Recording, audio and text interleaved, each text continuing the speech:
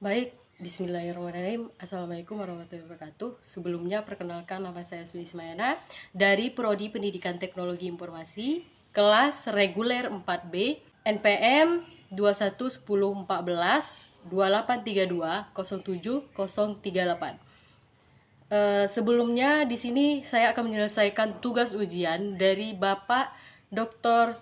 Abdul Hudin, SPDI MPD. Baik, di sini saya akan menjawabkan soal ujian yang nomor 1. Bagaimana analisis kritis Anda soal profesi kependidikan?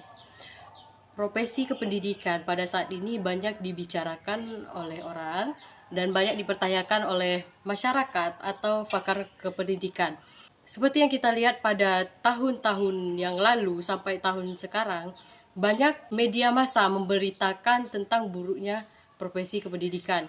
Bahkan banyak memberitakan hal-hal yang tidak positif dan banyak mencemoohkan tentang profesi kependidikan. Masyarakat dan orang tua murid pun kadang-kadang mencemooh dan menuding guru atau profesi kependidikan itu tidak kompeten dan tidak berkualitas dan lain sebagainya. Manakala putra-putri mereka itu tidak bisa menyelesaikan persoalan masalah dia sendiri, bahkan tidak sesuai dengan kemampuannya. Sikap dan perilaku masyarakat tersebut bukan tanpa alasan, karena ada sebagian profesi pendidikan atau guru itu menyalahgunakan profesinya, melanggar atau menyimpang dari kode etiknya. Dan anehnya lagi, kesalahan sekecil apapun dari guru itu mengundang reaksi yang hebat bagi masyarakat. Karena emang seyogyanya guru adalah panutan bagi masyarakat luas atau anak muridnya. Lebih dari sekedar panutan, profesi guru sampai saat ini masih eksis di masyarakat. Bahkan profesi pendidik tidak akan bisa diganti dimanapun dan kapanpun. Bahkan digantikan oleh alat canggih tersebut. Kenapa demikian? Karena tugas guru menyangkut pembinaan sifat, sikap, mental manusia yang menyangkut aspek-aspek yang bersifat manusiawi. Yang unik dalam arti yang berbeda. Jadi profesi kependidikan itu tidak dapat disalahkan dari mana pihak, baik pihak masyarakat yang pro atau yang kontra.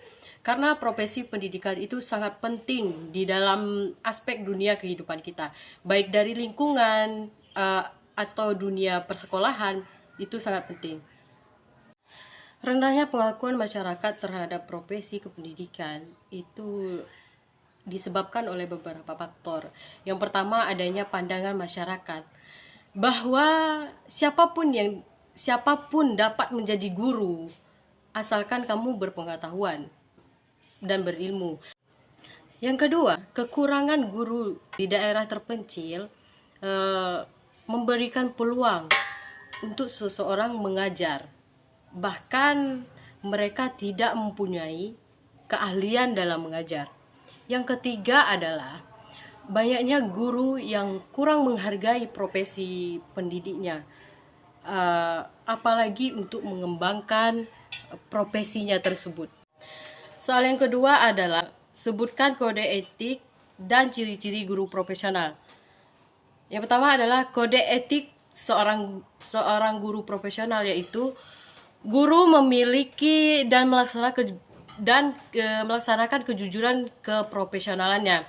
Guru berusaha memperoleh informasi tentang peserta didik sebagai bahan melakukan perbimbingan dan pembinaan. Guru menciptakan suasana sekolah sebaik-baik yang menunjang keberhasilan proses mengajar dan dapat mengajarkan anak muridnya sebaik-baiknya dan menciptakan generasi bangsa yang lebih baik lagi. Ada beberapa ciri-ciri guru profesional. Ada 13 ciri-ciri guru profesional. Yang pertama, selalu punya energi untuk siswanya. Yang kedua, mempunyai tujuan yang jelas untuk pembelajaran seseorang guru yang bisa menetapkan tujuan tersebut. Yang ketiga, guru mempunyai keterampilan mendeskripsikan yang aktif. Seorang guru yang baik memiliki keterampilan yang luas. Yang keempat, memiliki keterampilan memanage kelas yang lebih baik lagi. Yang kelima, bisa berkomunikasi dengan orang tua murid. Seorang guru baik menjaga komunikasi dengan orang tua murid. Yang keenam, punya harapan yang tinggi pada siswanya. Yang ketujuh adalah pengetahuan guru tentang kurikulum. Seorang guru yang baik memiliki pengetahuan tentang kurikulum yang diajarkan kepada peserta didiknya. Yang kedelapan adalah pengetahuan tentang subjek-subjek yang diajarkan. Hal ini mungkin sudah jelas, tetapi kadang-kadang dibalikan. Seorang guru harus mengerti materi apa yang harus dipelajarkan. Yang kesembilan adalah selalu memberikan yang terbaik untuk peserta didiknya. Yang kesepuluh, memiliki hubungan yang berkualitas dengan siswa atau anak muridnya. Seorang guru baik adalah seorang guru yang mengembangkan hubungan yang baik juga kepada anak muridnya. 11. Mengajar siswa bagaimana untuk belajar. Bagaimana caranya untuk belajar. 12. Mempunyai sifat yang baik kepada sesama guru. Ke-13. Memiliki pengetahuan tentang sosial media. Baik, di sini saya akan menjawab soal yang nomor 3, yaitu sebutkan pengertian, perbedaan, dan contoh dari profesional, profesi, profesionalitas, profesionalisme, dan profesionalisasi. Pengertian profesi menurut Kamus Besar Bahasa Indonesia (KBBI) adalah bidang pekerjaan yang dilandasi kependidikan, keahlian, keterampilan, kejuruan, dan sebagainya. Menurut Daniel Bell 1972, profesi adalah aktivitas intelektual yang dipelajari termasuk pelatihan yang diselenggarakan secara formal maupun informal dan memperoleh sertifikat yang dikeluarkan oleh sekelompok atau badan tersebut yang bertanggung jawab pada keilmuan tersebut dalam melayani masyarakat. Menggunakan etika layanan profesi dengan mengimplementasikan keterampilan teknis dan moral. Pengertian profesional. Dalam KBBI dijelaskan bahwa profesional bersangkutan dengan profesi yang membutuhkan kepandaian khusus untuk menjalankannya. Menurut Aholia Watloli, profesional adalah orang yang disiplin dan kerasaan dalam pekerjaannya. Sedangkan menurut Harry Swanda, profesional ialah seorang yang ahli di bidang dan mengandalkan keahlian tersebut sebagai mata pencariannya. Pengertian profesionalisme. Menurut Oni S. Prijono, profesionalisme adalah kemampuan untuk memasuki ajang kompetensi sebagai antisipasi menghadapi globalisasi. Sedangkan menurut Aholep Watloli, profesionalisme berarti sikap seseorang profesional atau profit. Sedangkan menurut Corten dan Alfonso, profesionalisme adalah kecocokan finesse antara kemampuan yang dimiliki atau birokrasi dengan kebutuhan tugas. Pengertian profesionalitas adalah sikap para anggota profesi yang benar-benar menguasai sungguh-sungguh kepada profesinya.